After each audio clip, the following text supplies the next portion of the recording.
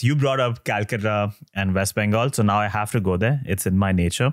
You grew up in the city of joy, and not only is Calcutta an interesting place to grow up in, but I think it's particularly interesting to grow up in during the 70s and 80s. You already alluded to a lot of the movements. You said there's an upsurge of this semi-fascist movement in the 70s and 80s. Calcutta has always been central to the Indian political, cultural, intellectual landscape. It was viewed as this center for cultural renaissance. Some of the finest artists, filmmakers, poets, writers came from the region.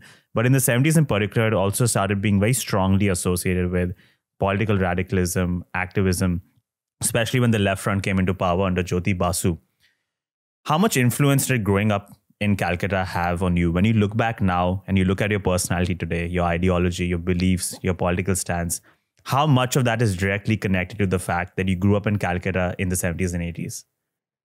Oh, I would say, an enormous amount. And it's not exactly the overt politics. It's not always, the communism or the this or the that, the Congress, Siddhartha Shankar Ray. It's not that. It's the culture of the place. It's what the cities or the city particularly was at that time, which was a city of neighborhoods, a city of organization. It's difficult to explain to people how the puja, at the time of the puja, things used to happen. There were para committees, neighborhood committees, which would be set up, historically and would build pandals. This was not something that was done by, the municipality or anything. This was all decentralized organization. It's a hugely organized city. There were sports teams and, the city was a collectivity. Okay. I know that that's deeply eroded and changed. And some of that has to do with, the dynamics of money and other things, real estate and whatnot that changed the character of the city. But when I was growing up, it was that. And again, I don't want to romanticize anything, but you get it, in the art of my contemporaries, people like Amit Chaudhary's novels, for instance, which really reflect that, or the late films of Satyajit Ray, which are about that, they're about that sort of the long and difficult afternoons of a humid city, where people are sort of sitting in their verandas and watching, and I'm talking about the middle class now, watching the laborers go by sweating, and the laborers angered by the class realities of Bengal in that period, intense class struggle in Bengal. Strikes up and down the Hooghly, in all the factories, lockouts, because, those companies were beginning to be unproductive. My father deeply involved in the business side of things, also politically, running for office in his own crazy political party, never winning, twice ran for the Lok Sabha on a weird idea that you have to just get rid of landlords and industrialize the country, which, years later, I sympathize and agree with what my father was saying at the time. His virulent hatred of landlordism. It's from my father that who was not a radical at all, but he believed that what was holding India back was feudal culture.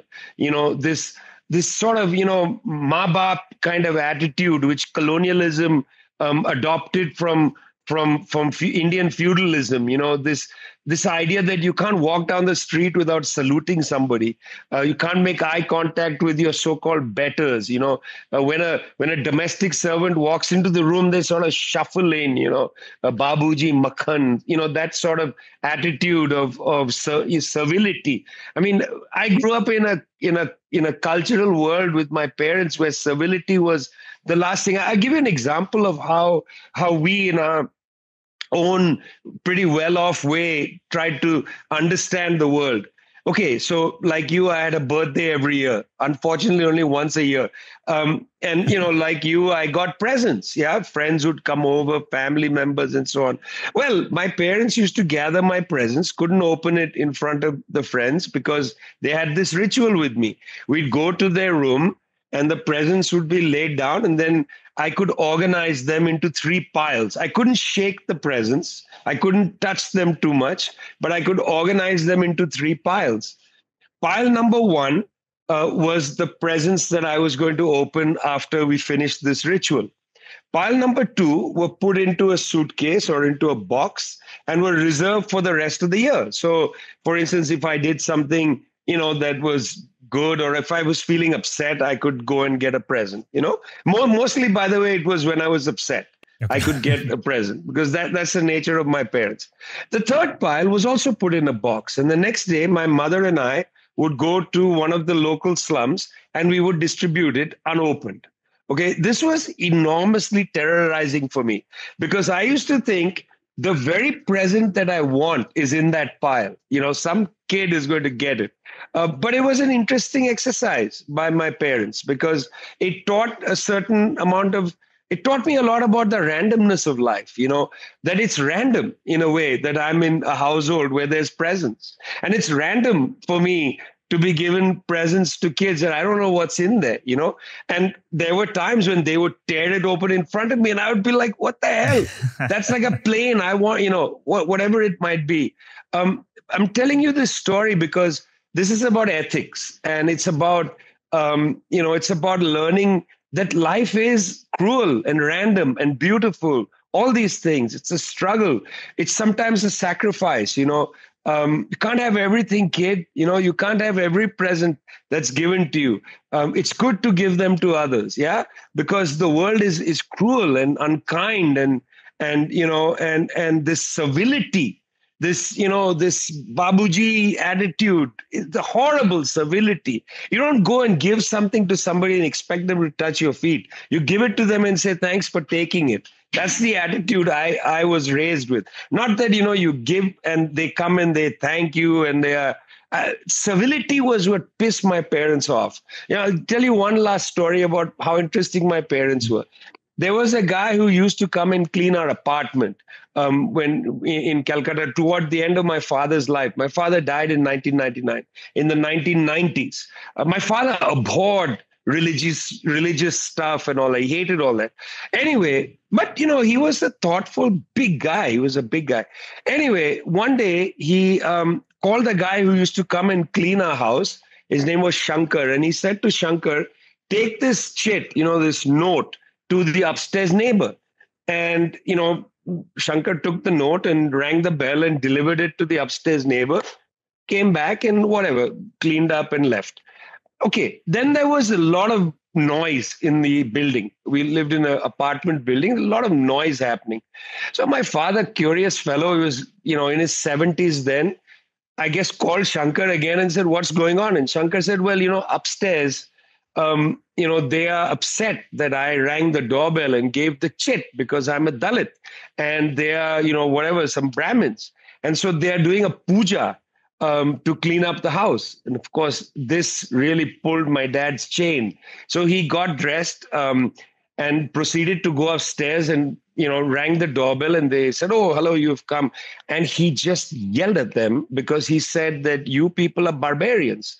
This is a direct insult to a human being. You're a barbarian. You don't understand what it means to be a human being.